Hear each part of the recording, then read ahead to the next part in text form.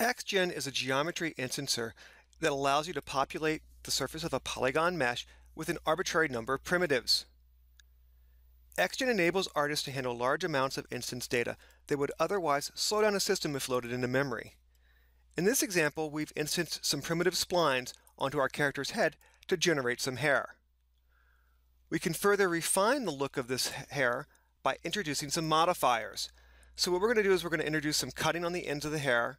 I'm going to add a little bit of noise down the length of the hair, and we're going to have some clumps with some subclumps. So with that done, let's go ahead and preview our description one more time. And you'll get a good look of what happens after we start to add in some layered effects on top of that hair. We can further modify this hair by changing the underlying guides that are being used to control where the primitives are being dropped. This is really straightforward to do inside of XGen. All we have to do is display the guide curves, select the guide curves, and maybe modify them using some of the built-in utilities. So let's go ahead and grab some control points on these guys right here.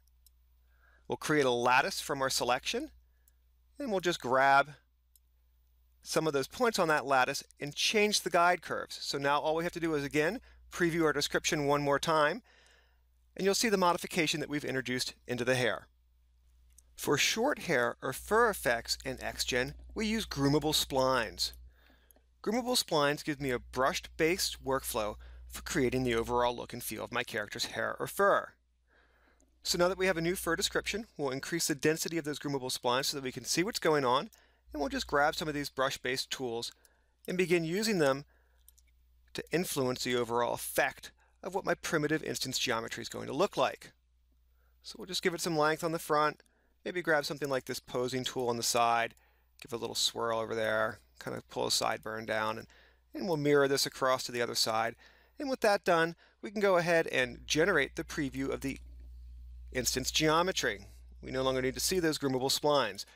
So with that done, now all we have to do is assign a shader to this. This is very straightforward to do inside of Maya. We just go to the standard Maya shading window, and we can apply materials to it. So we'll just select this object, and we'll assign this simple Maya shader to our XGen hair. So next we're going to be looking at how we can use XGen to do some set dressing for our environment. This is again something that XGen excels at. XGen has a sophisticated set of tools for doing set dressing. For this example, we're going to take some geometry that lives inside of Maya and save it out as a custom archive that will then instance across our ground plane. So to do this, all we have to do is select the geometry and export it out as an archive.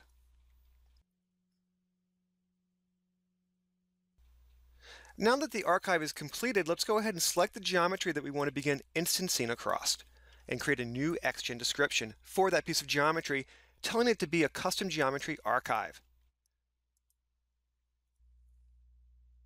We're now presented with the XGen window.